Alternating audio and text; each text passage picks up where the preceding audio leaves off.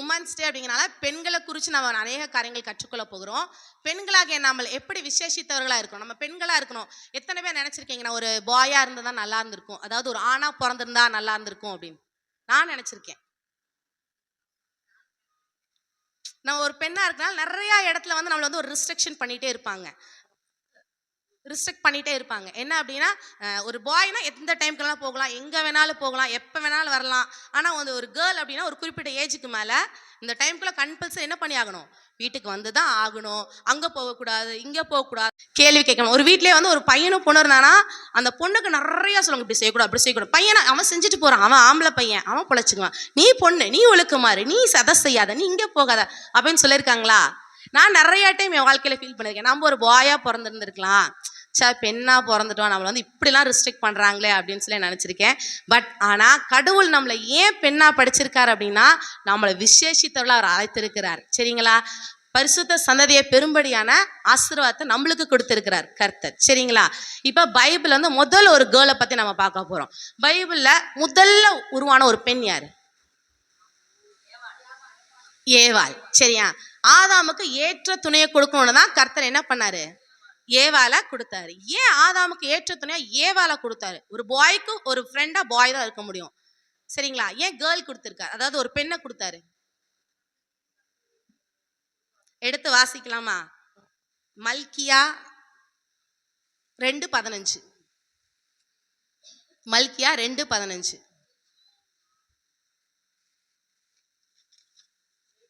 15.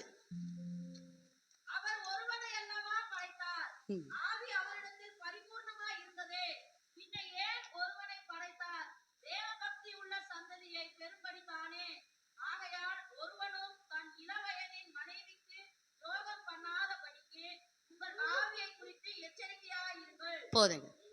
நாம் ஏன் ஆண்டவர் வந்து ஆதாமுக்கு ஒரு துணையா வந்து இன்னொரு ஆணை படைக்காம பெண்ணை படைச்சார் அப்படின்னா, பரிசுத்த சந்ததியை பெரும்படிதான். ஒரு பெண்ணால தான் என்ன பண்ண முடியும், ஒரு குழந்தைய என்ன பண்ண முடியும், உருவாக்கி அழகா வளர்க்க முடியும். ஒரு ஆணுக்கிட்ட ஒரு குழந்தைய கொடுத்து பாருங்களேன், மிஞ்சி மிஞ்சி போனா ஒரு 1/2 hour, அதுவே ஜாஸ்தி தான். அதுக்கு மேல அவங்களால என்ன பண்ண முடியாது, தாகூட சீப்போ அப்படின்ட்டு போயிடுவாங்க. ஆனால் ஒரு பொண்ணுக்கு தான் கர்த்தர் என்ன கொடுத்துருக்காரு, பொறுமையாக கொடுத்துருக்காரு. ஒரு மிகப்பெரிய ஒரு பொறுப்பு, ஒரு குழந்தைய வளர்க்கக்கூடிய ஒரு பொறுப்பு என்ன பண்ணியிருக்காங்க, கொடுத்துருக்காங்க. அந்த 10 மாதம் நம்மளுக்கு எவ்வளோ இது இருக்கும், நிறையா பெயின்ஸ் இருக்கும், வாமிட் இருக்கும், கிட்டினஸ் இருக்கும், எல்லாமே இருக்கும். இதே ஒரு ஆணுக்கு இருந்துச்சு அப்படின்னா அவங்களால ஒரு 10 நிமிஷம் கூட தாக்க முடியாது. எக்ஸாம்பிள் என் ஹஸ்பண்டுக்கு அப்படிதான். அவங்கள குளிச்சோட வச்சிருந்தா கூட அவங்களுக்கு குளிச்சிட முடியாது. அவருக்கு ரொம்ப சிரமப்படுவார். ஐயோ இவன் அடங்க மாட்டேங்கிற, அவனால அட்டி பட்டு பட்டுன்னு அடிச்சிருவாரு. ஆனால் வந்து நம்ம என்ன பண்ணுவோம், அந்த குழந்தைங்கள குணமாக கூப்பிட்டு வாங்க செய்யுங்க அப்படின்னு சொல்லுவோம் இல்லையா? சாப்பாடு ஊட்டுறதுக்குள்ள ரொம்ப கஷ்டமான விஷயம் என்னது, குழந்தைங்களுக்கு சாப்பாடு ஊட்டுறது. எத்தனை தாய்மார்கள் குழந்தைக்கு சாப்பாடு ஊட்டுவோம் ரொம்ப சிரமப்பட்டிருக்கீங்க? நான் போட்டிருக்கேன். அது எங்கள் 2 பேர்த்துல வச்சுட்டுலாம் என் பொண்ணெல்லாம் சுத்தம், அவளெல்லாம் சாப்பாடு வைக்கிறதுக்குள்ள போதும் போதுன்னு ஆயிரும். அந்த மாதிரி ஒரு ரொம்ப கஷ்டமான விஷயத்த ஆண்கள் கிட்ட கொடுத்தா என்ன பண்ணிடுவாங்க, என்ன ஆயிரும், கோவம் வந்துடும், டக்குன்னு என்ன பண்ணிடுவாங்க, அடிச்சிடுவாங்க. சரிங்களா? ஆனால் வந்து நம்மளுக்கு கர்த்தர் என்ன கொடுத்துருக்காரு, பொறுமையை கொடுத்துருக்காரு. ஒரு குழந்தையை எப்படி வளர்க்க வேண்டும் அப்படிங்கிற ஞானத்தையும் கர்த்தர் நம்மளுக்கு என்ன கொடுத்துருக்காரு. அதுக்காக ஆண்கள் வளர்க்க மாட்டாங்க அப்படிங்கிறதுக்கு இல்லை, அவங்களாலேயும் முடியும். ஆனால் வந்து அந்த குழந்தையை வளர்க்கக்கூடிய அந்த தன்மையை யார் கொடுத்து, கர்த்தர் வந்து பெண்களாகிய நம்மளுக்கு கொடுத்துருக்காரு. அந்த 10 மாதம் பொறுமையா இருந்து அந்த டெலிவரி பெயினையும் தாண்டி அந்த குழந்தைய ஒரு விதத்துல நல்ல விதத்துல வளர்க்கக்கூடியவர்களுக்கு என்ன பண்றாங்க, கர்த்தர் நம்மளுக்கு ஞானத்தை கொடுத்து பொறுமையை கொடுத்துருக்காரு, பெலத்தை கொடுத்துருக்காரு. அந்த குழந்தையை பெற்றெடுக்கத்தக்கதான ஒரு பெலத்தை கர்த்தர் நம்மளுக்கு என்ன பண்ணியிருக்காரு, கொடுத்துருக்காரு. சரிங்களா? இப்ப ஏவாளை பத்தி பார்க்க போறோம். ஆதாமுக்கு ஏற்ற துணையா கர்த்தர் யாரை உண்டாக்குனாரு, ஏவாளை உண்டாக்குனாரு. எடுத்து வாசிக்கலாம். ஆதியாகமம் 2:21. நம்மளுடைய ஆண்டவர் ஆதாமுடைய விழா எலும்புல இருந்து எடுத்திருக்காரு. எதுல இருந்து எடுத்திருக்காரு, விழா எலும்புல இருந்து எடுத்து ஏவாளா படைச்சார். ஏன் ஆண்டவர் வந்து விழா எலும்புல இருந்து எடுத்து படைச்சார்? ஆதாம் எதுல படைச்சாரு, மண்ணுனால படைச்சார். ஏன் ஏவாளே மண்ணிலே படைச்சிருக்கலாம்ல? ஏன் அவர் வந்து எலும்பை பயன்படுத்த, அதுவும் விழா எலும்பை ஏன் எடுத்து படைச்சார்?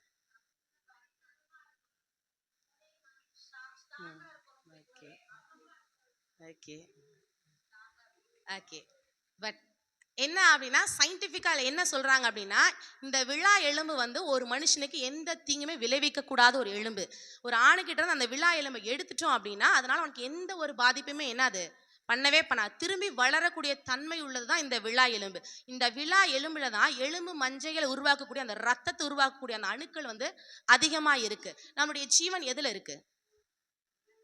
ரத்தத்துல இருக்கு. ஒரு மனுஷனுக்கு ரத்தம் இல்லை அப்படின்னா அவனால என்ன பண்ண முடியாது? உயிர் வாழ முடியாது. சோ இவங்க 2 பேரும் எப்படி இருக்கணும்? ஒரே மாம்சமா இருக்கணும், ஒரே சரீரமா இருக்கணும், ஒரே தன்மையுடையவர்களா இருக்கணும் அப்படிங்கிறதுக்காக தான் ஏவாளை வந்து ஆண்டவர் ஆதாமுடைய விழா எலும்புல இருந்து படைச்சாரு. கணவனும் மனைவியா இருக்கக்கூடிய நம்ம எப்படி இருக்கணும் அப்படின்னா, கணவருக்கு மனைவியும் மனைவிக்கு கணவன் என்ன பண்ணணும்? கீழ்ப்படியணும், விட்டு கொடுக்கணும், சண்டை போடக்கூடாது. எல்லா விதத்திலும் நம்ம என்ன பண்ணணும்? பொறுமையா இருக்கணும். அவர் சண்டை போட்டாரா நம்ம என்ன பண்ணிக்கணும்? சைலண்டா இருந்துக்கணும். நம்ம சட்டம் போட்டு அவர் எப்படி இருக்கணும்? சரி. ஆனா நம்ம அப்படி கிடையாது. வேணா பெண்கள் நம்மளுக்கு வந்து அவர் எப்படி பேசலாம், நான் தப்பே பண்ணல எப்படி பேசலாம் அப்படிமோ இல்லையா? பட் ஆனா வந்து வசனம் சொல்லுது நம்ம என்ன பண்ணணும்? கணவனுக்கு கீழ்ப்படியணும், கணவனும் மனைவியோட வார்த்தைக்கு என்ன பண்ணணும்? கீழ் பண்ணணும். ஏன்னா 2 பேருமே வந்து ஒரே சரீரமா இருக்கிறனால 2 பேரும் ஒட்டுக்கா இருந்தா மட்டும்தான் ஒரு ஃபேமிலியை நம்ம என்ன பண்ண முடியும்? ரன் பண்ண முடியும். குடும்பம் ஆசீர்வாதமா இருக்கும். கணவன் கூட சண்டை போட்டுட்டு ஒய்ஃப் தனியா இருந்தாலும் என்ன பண்ண முடியாது? குழந்தைங்களோட லைஃப் பாதிக்கப்படும். ஸோ அதனால கணவனும் மனைவியும் ஒட்டுக்கா இருந்தா மட்டும்தான் ஒரு குடும்பத்தை நம்ம என்ன பண்ண முடியும்? ஆசீர்வாதமா வழி நடத்த முடியும். சரிங்களா? இப்ப இந்த ஏவாள்கிட்ட இருந்து நம்ம என்ன கத்துக்கிறோம் அப்படின்னா, ஏவாள் வந்து என்ன பண்ணனா அப்படின்னா, ஆண்டவர் புசிக்க கூடாதுன்னு சொன்ன கனி என்ன பண்ணனாங்க? புசிச்சாங்க. அவங்க சாப்பிட்டதுக்கு அப்புறம் அவங்க கம்மன் இருந்தாங்களா? இல்ல. அவங்க என்ன பண்ணாங்க? எப்படி நான் மட்டும் சாப்பிடலாம், நீங்களும் சாப்பிடுங்க அப்படின்னு சொல்லிட்டு என்ன பண்ணாரு? ஆதாமுக்கு கொடுத்தாங்க. ஆதாம் என்ன பண்ணாங்க? வைஃப் பேச்ச இல்ல ஆண்டவர் சொல்லியிருக்காரு நான் சாப்பிட மாட்டேன் அப்படின்னு சொன்னாரா? இல்ல. வைஃப் சொன்னோன்னு என்ன பண்ணிட்டாரு? டக்குன்னு கீழ் பணிஞ்சிட்டாரு. கொண்டா சாப்பிட்டே, கொண்டா நானும் சாப்பிட்றேன் அப்படின்னு என்ன பண்ணிட்டாரு?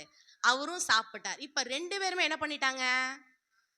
பாவம் பண்ணிட்டாங்க. கர்த்தருடைய வார்த்தைக்கு என்ன பண்ணல? அவங்க கீழ்ப்படியல. அவங்க 2 பேர் கீழ்ப்படியாதனால அந்த பாவம் சாபம் எல்லாம் என்ன பண்ணுச்சு? அவங்க மேல வந்துச்சு. அவங்க மூலியமா மனுஷனாங்களே நம்மளுக்கு என்ன பண்ணுச்சு? வந்துச்சு. ஸோ இதுல இருந்து நாம ஏவாள் கிட்ட நம்ம என்ன தெரிஞ்சுக்கிறோம் அப்படின்னா, கர்த்தருடைய வார்த்தைக்கு நம்ம எப்பவுமே என்ன பண்ணணும்? கீழ்ப்படியணும். அவர் என்ன சொல்றாரோ அந்த வார்த்தைக்கு நம்ம என்ன பண்ணணும்? எப்பயுமே கீழ்ப்படிதல் உள்ளவர்களா இருக்கணும். கீழ்ப்படியாம என்ன பண்ணக்கூடாது? இருக்கவே கூடாது. யார் என்ன சொன்னாலும் சரி கர்த்தருடைய வார்த்தைக்கு முதலாவது நம்ம என்ன பண்ணணும்? கீழ்ப்படியணும். ஒரு குடும்பம் ஆசீர்வாதமா இருக்கணும் அப்படின்னா ஒரு பெண்ணானவள் தான் வந்து என்ன பண்ணணும்? எல்லா காரியத்தையும் சரிசமமா பண்ணணும். குடும்ப ஜெபம் அப்படிங்கும் போது அதுல மெயின் பார்ட்டா யார் இருக்குன்னா, ஒரு பெண்ணானவள் உட்கார்ந்து வாங்க, வீட்டுக்கா கணவர் வாங்க, குழந்தைகள் வாங்க அப்படின்னு சொல்லி உட்கார வச்சு கண்டிப்பா ஒரு குடும்ப ஜெபத்தை நம்ம என்ன பண்ணணும்? டெய்லி குடும்ப ஜெபம். குடும்ப ஜெபம் இல்லாத வீடு என்ன வீடு இல்லைன்னு சொல்லியிருக்காங்க. கூரை இல்லை அப்படின்னா என்ன பண்ணிடும்? எல்லாமே உள்ள வந்துடும். காத்து, புயல், மழை, வெள்ளம் எல்லாமே வந்துடும். ஸோ ஒரு குடும்ப ஜெபம் தான் என்ன பண்ணும்? நம்மளுடைய குடும்பத்தை என்ன பண்ணும்? குடும்பத்தை பாதுகாக்கும். சரிங்களா? இப்ப அடுத்தது ஏவாள் முடிஞ்சாச்சு. ஏவாள்கிட்ட இருந்து நம்ம என்ன தெரிஞ்சுக்கிறோம்? கீழ்ப்படியாமை. ஏவாள்கிட்ட நம்ம என்ன தெரிஞ்சுக்கிறோம்?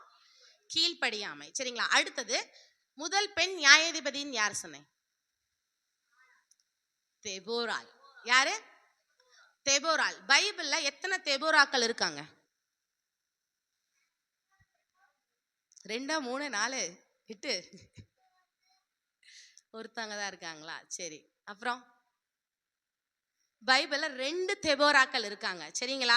ஃபர்ஸ்ட் ஒரு தெபோராளை பத்தி நம்ம பார்க்கலாம். அந்த தெபோராள் யார் அப்படின்னா, ஆதியாகமம் 24 58 60 58ல இருந்து 60 வரைக்கும் படிங்க பார்க்கலாம். ரெபேக்காள் யாரு? ஈசாக்கோட மனைவி. ரெபேக்காள் யாருங்க? ஈசாக்கோட மனைவி. சரிங்களா? ஈசாக்குக்கு பெண் பார்க்க போறாங்க. ஈசாக்குக்கு என்ன பார்க்க போறாங்க? பெண் பார்க்க போகும்போது வந்து அவங்க ரிலேஷன்ல இருக்கக்கூடிய ரெபேக்கால என்ன பண்றாங்க? திருமணம் முடிக்கலாம் அப்படின்னு சொல்லிட்டு போறாங்க. போகும்போது அந்த காலத்துலலாம் தாதிமார்கள் கூட இருப்பாங்க பெண்களுக்கு. இப்ப இந்த ஆதியாகமம் 35:8 எடுத்து படிங்களேன். ரெபேக்கால்னு சொல்லியிருக்காங்களா? ரெபேக்காலோட தாதி பேர் வந்து தெபோராள். பைபிள்ல 2 தெபோராக்கள் இருக்காங்க. ஃபர்ஸ்ட் தெபோராள் யார் அப்படின்னா ரெபேக்காலோட தாதிமாள். இப்ப 2வது தெபோராளை பத்தி பார்க்க போறோம். அவங்க யார் அப்படின்னா முதல் பெண் நியாயாதிபதி. நியாயாதிபதிகள் புஸ்தகம் 4:4-5. அக்காலத்திலே லிபியோத்தாவின் மனைவியாக தெபோராள் என்னும் தீர்க்கதரிசியானவள் இஸ்ரவேலை நியாயம் விசாரித்தாள். அவள் எப்பிராயிம் மலை தேசமான ராமாவுக்கும் பெத்தேலுக்கும் நடுவில் இருக்கிற தெபோராளின் பேரிச்ச மலத்தின் கீழ் குடியிருந்தாள். அங்கே இஸ்ரவேல் புத்திரர் அவளிடத்திற்கு நியாய விசாரணைக்கு போவார்கள். இப்ப இஸ்ரவேல் ஜனங்களை வழி நடத்தின முதல் பெண் நியாயாதிபதி யாரு? தெபோரால் மட்டும்தான். அந்த காலத்துல இஸ்ரவேல் ஜனங்களை வந்து கூட்டிட்டு போகும்போது இஸ்ரவேல் ஜனங்கள் வந்து பல பாவங்களை ஈடுபட்டாங்க. அவர்களை நியாயம் தீர்க்க ஒரு ஆண் கூட அங்க இல்ல. கர்த்தர் வந்து அந்த இடத்துல ஒரு பெண்ணை தெரிஞ்சு கொண்டார். அந்த பெண் பேர் தான் தெபோரால். அந்த தெபோரால் தீர்க்கதரிசி என்ன பண்ணாங்க அப்படின்னா, அந்த இஸ்ரவேல் ஜனங்கள் கிட்ட நம்மளுக்கு வந்து நிறைய பாவங்கள் இருந்துச்சு, நிறைய கான்ட்ரவர்சிஸ் இருந்துச்சு. இப்ப நம்மளுக்கு கூட நிறைய கான்ட்ரவர்சிஸ் இருக்கு, முரண்பாடுகள் வாக்குவாதங்கள் இருக்கும்போது நம்ம எங்க போவோம்? கோர்ட்டுக்கு போவோம் இல்லையா? நம்மளுக்கு ஏதாவது மற்றவங்க கிட்ட நம்மளுக்கு ஏதாவது ஒரு கான்ட்ரவர்சிஸ், வாக்குவாதங்கள், முரண்பாடுகள் இருக்கும்போது நம்ம எங்க போவோம்? கோர்ட்டுக்கு போவோம். அவங்க நம்மளுக்கு என்ன பண்ணி தருவாங்க? அந்த ப்ராப்ளம்ஸை சால்வ் பண்ணி தருவாங்க. இப்போ அந்த காலத்தில் வந்து நியாயாதிபதிகள் கிட்ட போவாங்க. அப்போ இந்த பெண் நியாயாதிபதியான தெபோரால் கிட்ட போகும்போது அவங்க தான் என்ன பண்ணுவாங்க? இஸ்ரவேல் ஜனங்கள் கிட்ட இருக்கக்கூடிய எல்லா பிரச்சனைகளுக்கும் அவங்க என்ன பண்ணுவாங்க? நியாயமாக விசாரித்து நியாயம் தீர்ப்பாங்க. எல்லாமே என்னென்ன வழக்குகள் இருக்கோ அவங்களை நியாயமாக விசாரித்து அவங்களுக்கு எல்லாத்துக்கும் அதுக்கு என்ன பண்ணாங்க? தீர்ப்பு கொடுத்தாங்க. இந்த தெபோரால் அப்படிங்கிறதுக்குரிய அர்த்தம், பேருடைய அர்த்தம் என்ன அப்படின்னா தேனி. தெபோரால்ங்கிற அர்த்தத்துக்கு என்ன பேர்? என்னது? தேனி. பார்த்துருக்கீங்களா? தேன்பூச்சி. தேன்பூச்சி பார்த்துருக்கீங்களா? தேன்பூச்சி எப்படி இருக்கும்? சின்னதா இருக்கும். ஆனா அது எப்படி இருக்கும்? பிரிஸ்கா, எப்பயுமே சுறுசுறுப்பா இருக்கும். தேன்பூச்சி எப்பயுமே எப்படிதான் இருக்கும்? ரொம்ப சுறுசுறுப்பா இருக்கும். ஒரு இடத்துல அது என்ன பண்ணாது? எப்பயுமே இருக்கவே இருக்காது. இங்க போகும், அங்க போகும், அங்க போகும், அங்க போகும். எங்கெங்க பூக்கள் இருக்குதோ அங்க எல்லாம் அந்த தேன்பூச்சி என்ன பண்ணிட்டே இருக்குமா? போய்கிட்டே. தெபோரால் அப்படிங்கிற அர்த்தம் தேனி அப்படின்னு சொல்றாங்க. ஆனா தேனிக்கு என்ன அர்த்தம்னா, தேனி எப்பவுமே சுறுசுறுப்புலதான் இருக்கும். கிட்டத்தட்ட வந்து 40,000 பூக்கள் இருந்து அது 1,00,000 தேனீக்களை என்ன பண்ணுமா? கலெக்ட் பண்ணும். அந்த தேன் கூட்டை பார்த்துருக்கீங்களா? நல்லா அப்படி யூ ஷேப்ல இருக்கும். அதுல வந்து நிறைய தேனீக்கள் இருக்கும். அந்த தேனீக்கள் எப்பயுமே ஏதாவது ஒரு வேலை என்ன பண்ணிட்டே தான் இருக்கும், செஞ்சுக்கிட்டே இருக்கும். எப்பயுமே தேனீக்கள் ரெஸ்ட் எடுக்கவே எடுக்காது. ஸோ அதே போல தெபோராலோட மீனிங் அர்த்தம்னா சுறுசுறுப்பா இருக்கணும். நாமளும் என்ன கத்துக்கணும்னா நம்ம வாழ்க்கையில சுறுசுறுப்பா இருக்கணும். எப்படி இருக்கணும்? சுறுசுறுப்புள்ளவர்களா இருக்கணும். வசனம் சொல்லுது சுறுசுறுப்புள்ள மனுஷன் அப்படி இருக்கா? எறும்பு இடத்துல போய் நீ என்ன கத்துக்க? சுறுசுறுப்பா கத்துக்கணும். லேசியா என்ன பண்ணக்கூடாது? இருக்கவே கூடாது. அடுத்தது என்ன அப்படின்னா, நியாயாதிபதிகள் 4ஆம் அதிகாரம் 1:4. இஸ்ரவேல் ஜனங்களை வந்து ரொம்ப வந்து கொடுமைப்படுத்தினார் அந்த ராஜா. இப்ப அந்த ராஜாவோட கொடுமை தாங்க முடியாம என்ன பண்றாங்க? கர்த்தர் கிட்ட வந்து அவங்க என்ன பண்றாங்க? முறையிடுறாங்க. எங்களுக்கு இந்த இடத்துல இருந்து என்ன பண்ணுங்க? ஒரு விடுதலையை கொடுங்க, இந்த இடத்துல இருந்து எங்களை காப்பாத்துங்க அப்படின்னு சொல்லி அவங்க கேட்கும் போது வந்து இந்த பெண் நியாயாதிபதி அந்த இடத்துல இருக்கக்கூடிய ஒருத்தரை தேர்ந்தெடுக்கிறார். அவர் பேர் வந்து பாராக். யாரு? பாராக்க தேர்ந்தெடுக்கிறாங்க. இப்ப இந்த பாராக் என்ன பண்றாங்க அப்படின்னா, அந்த ராஜாவோட சண்டை போட்டு இந்த ஜனங்களை வந்து காப்பாத்தலாம் அப்படின்னு சொல்லி என்ன பண்றாங்க? முடிவு எடுக்கிறாங்க. சரியா? இப்ப இந்த தெபோரால் வந்து ஃபர்ஸ்ட் என்னன்னா ஒரு தீர்க்கதரிசி. அவ யாரு? தீர்க்கதரிசி. கர்த்தர் கிட்ட அவ ஜெபம் பண்ணிட்டு என்ன சொல்றா அப்படின்னா, அந்த பாராக்கு கூட சண்டைக்கு போலாம் அப்படின்னு சொன்னேன். பாராக் வந்து கேட்கறான், நீங்க என் கூட வந்தீங்கன்னா மட்டும்தான் நான் என்ன பண்ணுவேன்? இந்த யுத்தத்துக்கு நான் போவேன் அப்படின்னு. அதுக்கு 8வது வசனம் படிங்களேன். தெபோரால் வந்து நல்ல தைரியசாலி. இந்த தெபோரால் எப்படிப்பட்ட ஒரு பெண்ணா? ரொம்ப தைரியசாலி. சரிங்களா? அதனால நம்மளும் எப்படிதான் இருக்கணும் வாழ்க்கையில? தைரியமா இருக்கணும். எந்த பிரச்சனை வந்தாலும் நம்ம எப்படி இருக்கணும்? பார்த்துக்கலாம், நம்மளால முடியாதா அப்படிங்கிற மாதிரி நம்ம என்ன பண்ணிட்டே இருக்கணும்? தைரியமா இருக்கணும். அத்தனை போர் வீரர்கள் இருப்பாங்க, இரும்பு ரதங்கள் இருக்கு. எத்தனை பேர் சொல்லியிருக்காங்கன்னா, அவனுக்கு நிறைய வந்து ரதங்கள் இருந்துச்சு, போர் வீரர்கள் இருந்தாங்க. அத்தனை பேத்தையும் வந்து அவங்க என்ன பண்ணணும்? முறியடிச்சா மட்டும்தான் இஸ்ரவேல் ஜனங்களை காப்பாற்ற முடியும். இதுக்காக தலைமை ஏந்தி இந்த தெபோரால் என்ன பண்றா? பாரா கூட தைரியமா போறா. ஒரு போர்க்களத்துக்கு ஒரு பெண் என்ன பண்றா? தைரியமா போறா. நம்மளால போர்க்களத்துக்கு தைரியமா போக முடியுமா? ஃபைட் பண்றதுக்கு, கத்தி எடுத்து சண்டை போடுறதுக்கு, துப்பாக்கி எடுத்து சுடுறதுக்கு வாயில சொல்லுவோம். அங்க போய் அவங்க எல்லாத்தையும் பார்த்தா நம்மளுக்கு என்ன ஆயிரும்? கொஞ்சம் பயமாயிரும். ஆனா வந்து இந்த தெபோரால் என்ன பண்ண அப்படின்னா, கர்த்தர்கிட்ட ஜெபம் பண்ணிட்டு, ஆண்டவரே நான் என்ன பண்றேன்? போறேன், என் கூட நீங்க என்ன பண்ணுங்க? நீங்க வாங்க, என் கூட நீங்க இருங்க. இந்த யுத்தத்தை நான் என்ன பண்ணணும்? ஜெயமா நடத்தி முடிக்கணும். அதுக்குரிய பலத்தை, எனக்கு ஞானத்தை நீங்க கொடுங்க அப்படின்னு சொல்லிட்டு அவ தெபோரால் என்ன பண்றா? பாரா கூட அந்த யுத்தத்துக்கு என்ன பண்றா? கடந்து போறா. போய் அந்த யுத்தத்துல என்ன பண்றாங்க? யுத்தத்துல ஜெயிச்சர்றாங்க. யுத்தத்துல என்ன பண்ணிடுறாங்க? ஜெயிச்சர்றாங்க. சரியா? இதுல இருந்து நாம என்ன தெரிஞ்சுக்கிறோம்னா, பெண்கள் எப்பவுமே எப்படிப்பட்டவர்களா இருக்கணும்?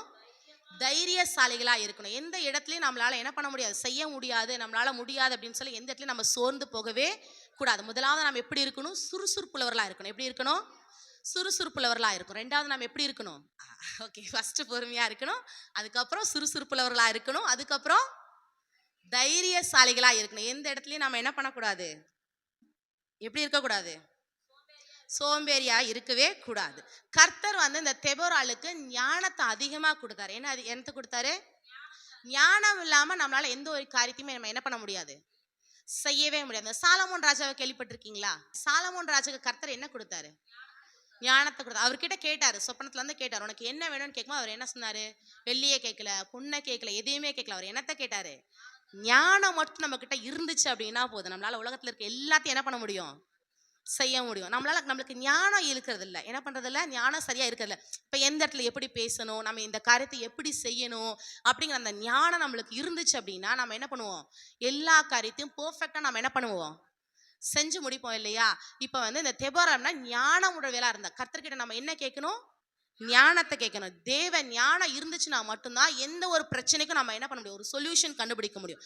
ஞானம் இல்லை அப்படின்னா நம்மளால பிரச்சனைகளுக்கு என்ன கண்டுபிடிக்க முடியாது, சொல்யூஷனே திருப்பி திருப்பி திருப்பி திருப்பி நம்ம என்ன பண்ணிட்டே இருப்போம். ஒரு பிரச்சனை வருது அப்படின்னா அது எங்கிருந்து வருது, எப்படி வந்துச்சு, அப்படி அதை எப்படி நம்ம ஈஸியா என்ன பண்ணலாம், சால்வ் பண்ணலாம் அப்படின்னு. ஒரு கதை, சாலமோன் ராஜா பத்தின ஒரு கதை உங்களுக்கு தெரியுமா? 2 பேர் இருந்தாங்க, 2 பேத்துக்குமே ஒரு குழந்தை பிறந்துச்சு. இந்த கதை கேள்விப்பட்டிருக்கீங்களா எல்லாரும்? தெரியுங்களா? 2 பேத்துக்குமே குழந்தை இருந்துச்சு. அவங்க 2 பேருமே தான் குழந்தைய பக்கத்துல படுக்க வச்சு என்ன பண்ணிட்டாங்க, தூங்கிட்டாங்க. ஒருத்தி தூங்கும் போது என்ன பண்ணியாச்சு, அவ தெரியாம தூக்க அசதியில் அவ குழந்தை மேல என்ன பண்ணிட்டா, புரண்டு படுத்துட்டா. அதனால அவ குழந்தை என்ன ஆயிடுச்சு, செத்து போயிருச்சு. பாதி ராத்திரில எந்திரிச்சு பார்க்கும்போது அவ குழந்தை என்ன இருந்தது, செத்து போயிருச்சு. ஆனா பக்கத்துல கட்டில அவ குழந்தையோட படுத்துட்டு இருந்தவளோட குழந்தை எப்படி இருந்துச்சு, உயிரோடு இருந்துச்சு. இவன் என்ன பண்ணனா, போச்சு நம்ம குழந்தை செத்து போயிருச்சு அப்படின்னு சொல்லிட்டு செத்த குழந்தைய கொண்டு போய் அவகிட்டையும், அவகிட்ட உயிரோடு இருந்த குழந்தை இவகிட்ட என்ன பண்ணிட்டாங்க, மாத்தி வச்சுட்டு இவ பாட்டுக்கு ஆஸ் யூஷுவல் இருந்துட்டா. அதுக்கு பிறகு காலைல எந்திரிச்சு அவ பாக்குறா, தான் குழந்தை என்ன பண்ணி கிடக்குது, செத்து கிடக்கதை பார்த்தோன்னா அவளுக்கு எப்படி இருந்துச்சு, ஷாக் ஆயிடுச்சு. அச்சோ நம்ம குழந்தை எப்படி செத்து போச்சு, இதை நம்ம வந்து கண்டிப்பா வந்து என்ன பண்ணணும், இதுக்குரிய நியாயம் எனக்கு கிடைக்கணும் அப்படின்னு சொல்லிட்டு யார்கிட்ட போனா, சாலமோன் ராஜா கிட்ட போனா. சாலமோன் ராஜா எப்படிப்பட்ட நிறைந்தவரா இருந்தாரு, ஞானத்தின் ஆவினால் நிறைந்தவரா இருந்தாரு. அவர் என்ன பண்ணாரு, சரி ஓகே இப்ப என்ன, நீ என்ன சொல்ற, இது என் குழந்தைன்னு சொல்ல, நீ என்ன சொல்ற, இதுவும் என் குழந்தைன்னு சொல்ற, சரி ஓகே இப்ப ஒன்னும் பிரச்சனை இல்லை. இப்ப இந்த குழந்தை என்ன பண்ணலாம், உயிரோட இருக்க குழந்தை இருக்குல்ல, அந்த குழந்தை நம்ம என்ன பண்ணிடலாம், அருவா எடுத்து 2 என்ன பண்ணிடலாம், ஒரே வெட்டி நீ பாதி வச்சுக்கோ நீ பாதி வச்சுக்கோ அப்படின்னு சொன்னனே, அந்த குழந்தையை பெற்ற உண்மையான தாய் என்ன சொன்னா, ஐயோ என் குழந்தை என்ன பண்ணிடாதீங்க, எதுவுமே பண்ணிடாதீங்க, அவளை யார்கிட்ட கொடுத்துருங்க, அவகிட்டயே இருக்கட்டும், என் குழந்தை உயிரோடு இருந்தா போதும் அப்படின்னு சொன்னா. இப்போ வந்து குழந்தையோட உண்மையான தாய் யாருன்னு சாலமோன் ராஜா என்ன பண்ணிட்டாரு, கண்டுபிடிச்சிட்டாரு இல்லைங்களா? ஸோ இந்த மாதிரி நிறைய நம்ம வாழ்க்கையில பிரச்சனைகள் போராட்டங்கள் வரும்போது நம்ம கர்த்தர்கிட்ட என்ன கேட்கணும், ஞானத்தை கொடுங்க ஆண்டவரே. நம்ம ஒரு வேலைக்கு போகும்போது நம்மளுக்கு என்ன வேணும், ஞானம் வேணும். ஞானம் இல்லை அப்படின்னா எந்த ஒரு காரியத்தையும் நம்மளால என்ன பண்ணவே முடியாது, செய்யவே முடியாது. தெபோராள் எப்படிப்பட்டவளா இருந்தால் ஞானம் உள்ளவளா இருந்தா, ஞானம் உள்ளவளா இருந்தனாலதான் அவளால பல இஸ்ரவேல் ஜனங்கள் அத்தனை பேத்துக்கு நம்மளுக்கு நம்ம வீட்டுல 4 பேர் இருப்போம்னு வச்சுக்கோங்க, 4 பேர் 5 பேர் இருந்தாலே நிறைய வாக்குவாதங்கள் முரண்பாடுகள் இருக்கும், ஏதாவது ஒரு சண்டை வந்துட்டே தான் இருக்கும். ஆனா இஸ்ரவேல் ஜனங்கள் எத்தனை ஆண்கள் இருப்பாங்க, எத்தனை பெண்கள் இருப்பாங்க, அவங்க அத்தனை பேத்துக்கு எத்தனை பிரச்சனைகள் வந்திருக்கும், எத்தனை வாக்குவாதங்கள் வந்திருக்கும், அத்தனையும் அந்த தெபோராள் ஒரே தீர்க்கதரிசி என்ன பண்ணுனா, நியாயம் தீர்த்தா. ஏன்னா அவளுக்கு கர்த்தர் என்ன கொடுத்திருந்தாரு, ஞானத்தை கொடுத்திருந்தாரு. சோ நம்ம வந்து கர்த்தர்கிட்ட இருந்து என்ன பெற்றுக்கொள்ளணும், ஞானத்தை கொடுங்க ஆண்டவரே. ஒரு குடும்பத்தை வழி நடத்தக்கூடிய ஞானத்தை எனக்கு நீங்க என்ன பண்ணுங்க, தாங்க ஆண்டவரே அப்படின்னு சொல்லி நம்ம என்ன பண்ணணும், கேட்கணும். ஃபர்ஸ்ட் நம்ம எப்படி இருக்கணும், சுறுசுறுப்புள்ளவர்களா இருக்கணும். 2வது தைரியசாலிகளா இருக்கணும். 3வது ஞானம் உள்ளவர்களா இருக்கணும். 3வது எப்படி இருக்கணும், அடுத்தது தாழ்மை உள்ளவர்களா இருக்கணும். எப்படி இருக்கணும், தாழ்மை உள்ளவர்களா இருக்கணும். தெபோராள் வந்து எப்படி இருந்தானா, தாழ்மை உள்ளவளா இருந்தாள். தெபோராள் எப்படி இருந்தாலாம், தாழ்மை உள்ளான. புத்தி உள்ள ஸ்திரீ என்ன பண்ணுவா, புத்தி உள்ள ஸ்திரீ தான் வீட்டை என்ன பண்ணுவா, கட்டுவா. தாழ்மை உள்ளவர்களுக்கு கர்த்தர் என்ன பண்றாரு, கிருபை அளிக்கிறார். தாழ்மை உள்ளவர்களுக்கு கர்த்தர் என்ன பண்ணுகிறாரு, வசனம் சொல்லுது, தன்னை உயர்த்துகிறவன் எவனும் தாழ்த்தப்படுவான், தாழ்த்துகிறவன் எவனும் உயர்த்தப்படுவான். நம்மளை எப்ப கர்த்தருடைய பார்வையில, கர்த்தருடைய பாதத்துல நம்ம எப்படி இருக்கணும், எப்பவுமே தாழ்மை உள்ளவர்களாக இருக்கணும். நம்மளுக்கு தாழ்மை உள்ளவர்களா இருக்கும்போது மட்டும்தான் கர்த்தர் நம்மளை என்ன பண்ணுவாரு, உயர்த்தாரு. தெபோராள் தீர்க்கதரிசி அப்படிதான் இருந்தா, தன்னை தாழ்மைப்படுத்தின. ஆண்டவரே என்னால என்ன பண்ண முடியாது, எதுவுமே முடியாது ஆண்டவரே, எல்லாமே உங்களால மாத்திரம்தான் முடியும், எனக்கு இவ்வளோ ஞானத்தை கொடுத்தது நீர் தான், இந்த இஸ்ரவேல் ஜனங்களை வழி நடத்தக்கூடிய ஞானத்தை கொடுத்தது நீ தான், எல்லா காரியத்தையும் செய்யறது நீர் தான், எனக்கு ஞானத்தை கொடுங்க, எனக்கு புத்தியை கொடுங்க, எனக்கு தாழ்மையை கொடுங்க அப்படின்னு சொல்லி அவன் என்ன பண்ணனா, தாழ்மை உள்ளவளா இருந்தா. எல்லாத்துக்கையும் இப்போ ஒருத்தருக்கு எல்லாத்துக்குமே எல்லாத்தையும் என்ன பண்ணாது, பிடிக்காது. ஒரு சிலர் கூட கண்டிப்பா நம்மளுக்கு என்ன பண்ணும், ஒரு முரண்பாடுகள் இருந்துகிட்டே இருக்கும். இல்லையா? ஆனா வந்து தெபோராள் அப்படி இல்லாம எல்லாத்தையும் எப்படி பார்த்தா? ஒரே மாதிரி தான் பார்த்தா. இஸ்ரவேல் ஜனங்கள் அத்தனைத்துக்கும் அவ என்ன பண்ணா? ஒரு தாயா இருந்தா.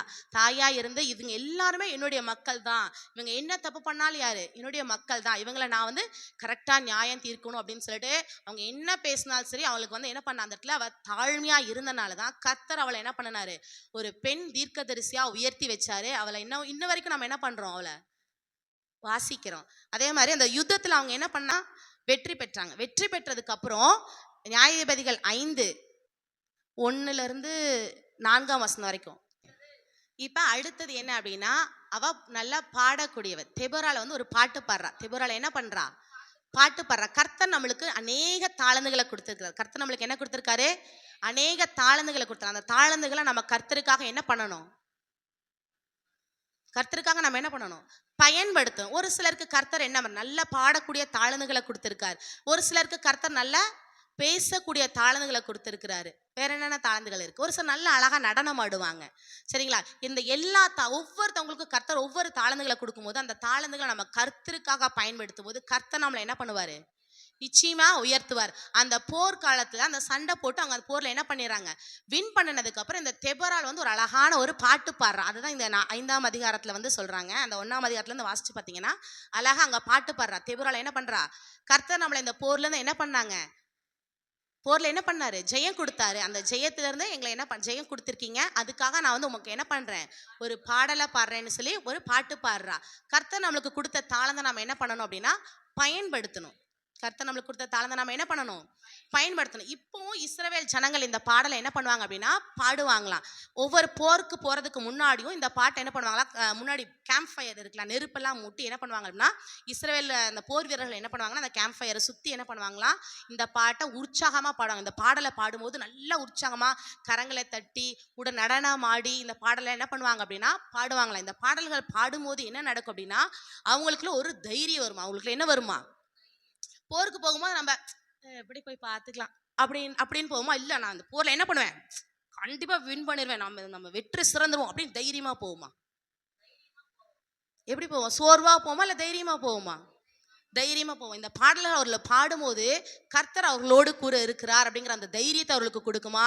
நல்ல ஒரு ஒரு பாதுகாப்பு அவர்களுக்கு கொடுக்குமா? போர்ல அவங்க என்ன பண்ணுவாங்க அப்படின்னா பாடிட்டே தான் போவாங்களாம். சரிங்களா? ஃபர்ஸ்ட் நம்ம தெபோராள்ட்ட இருந்து என்ன கத்துக்கிட்டோம்? சுறுசுறுப்பு. அடுத்தது தைரியம். அடுத்தது தாழ்மை. அடுத்தது ஞானம். அடுத்தது தாளந்துகளை நம்ம கர்த்தருக்காக என்ன பண்ணணும்? பயன்படுத்தணும். சரிங்களா? அடுத்த டாபிக் நம்ம ஊழியம் செய்யணும். என்ன செய்யணும்? ஊழியம் செய்யணும். கர்த்தருக்காக நாம என்ன பண்ணணும்? வைராக்கியமா எழும்பி பிரகாசிக்கணும். சரிங்களா? நான் ஃபேமிலி உமனா இருக்கேன், நான் வேலைக்கு போறேன், எனக்கு குழந்தைங்க இருக்காங்க, என் ஹஸ்பண்ட் இருக்காங்க, இவங்க எல்லாத்தையும் பார்க்கணும், என்னால் வேலை செய்ய முடியாத சமயத்தில் நான் எப்படி என்ன பண்ண முடியாது? ஊழியமும் என்னால் செய்ய முடியாது அப்படின்னு நம்ம என்ன பண்ணக்கூடாது?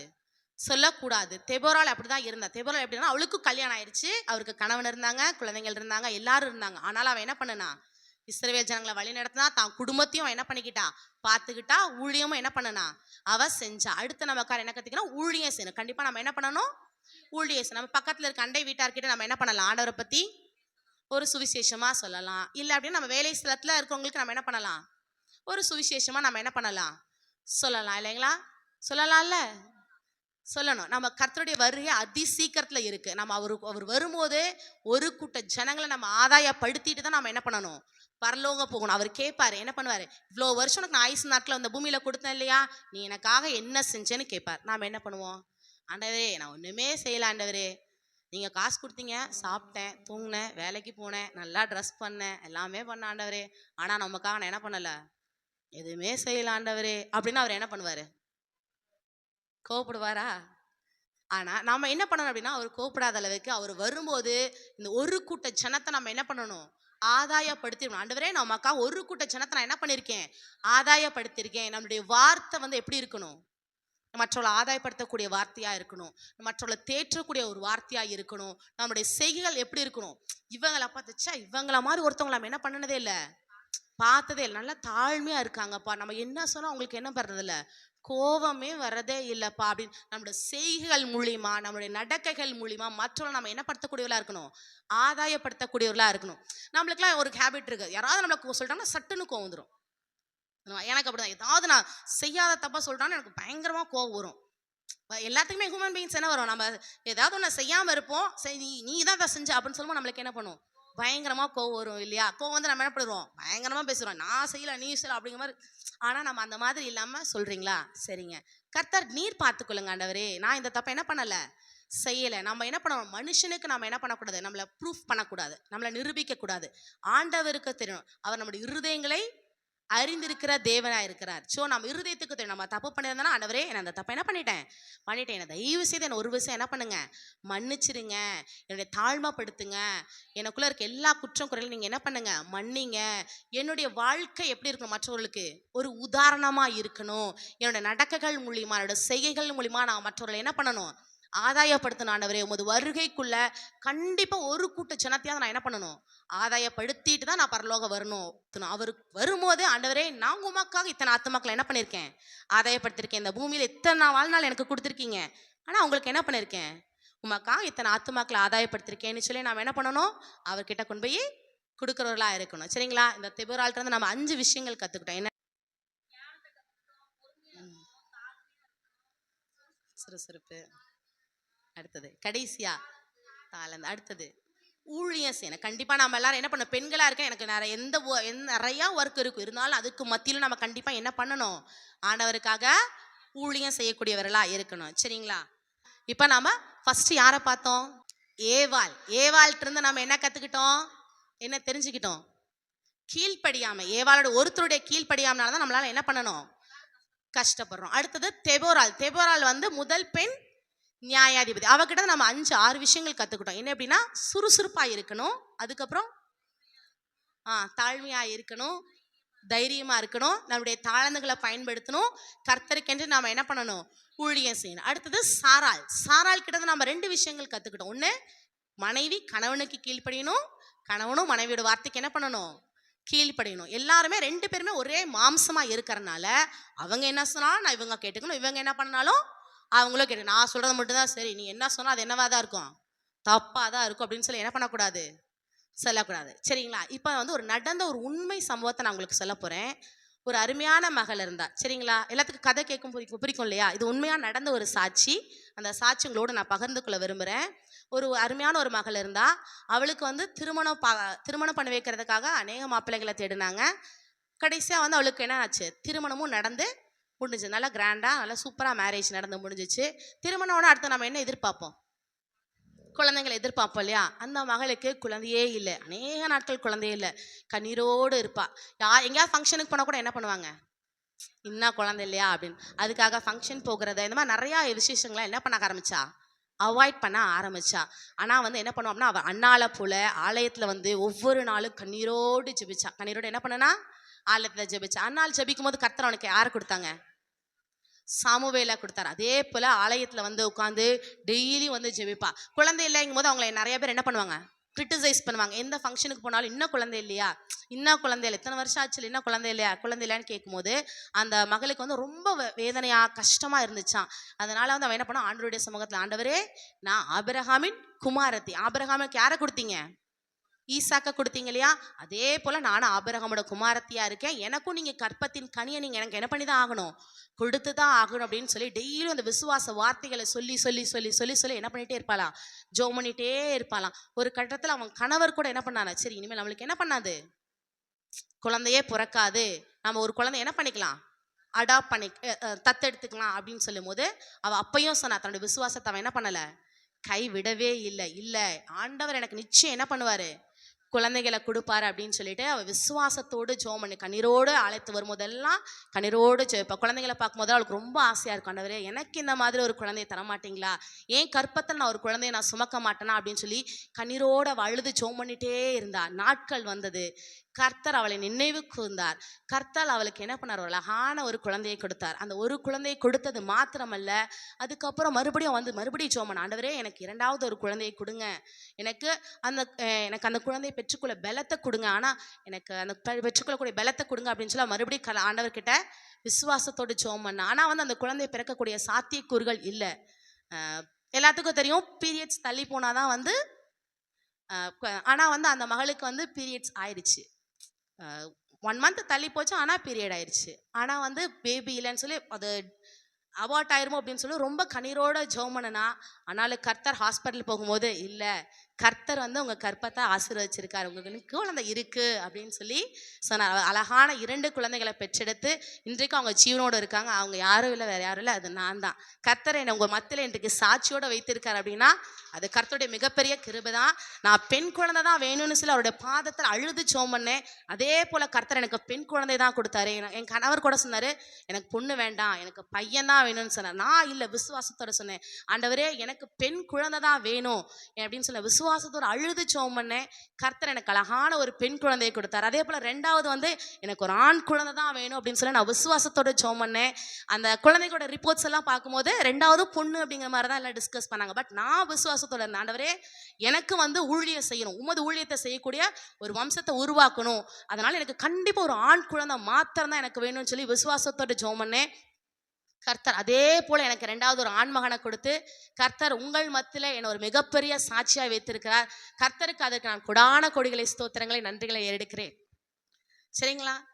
கர்த்தர் எனக்கு இந்த வாய்ப்பை கொடுத்ததற்கு முதலாவது என் கர்த்தருக்கு நன்றி செலுத்துகிறேன்.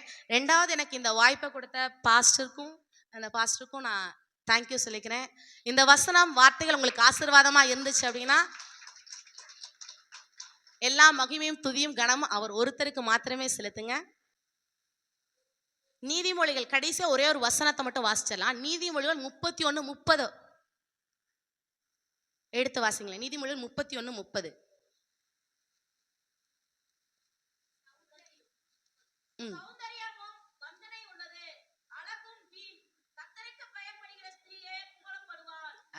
கர்த்தருக்கு பயப்படுகிற ஸ்திரீயே புகழப்படுவாள். நம்மளாம் கர்த்தருக்கு பயப்படக்கூடிய ஸ்திரீயா இருந்தா கர்த்தர் நம்மளை என்ன பண்ணுவாரு?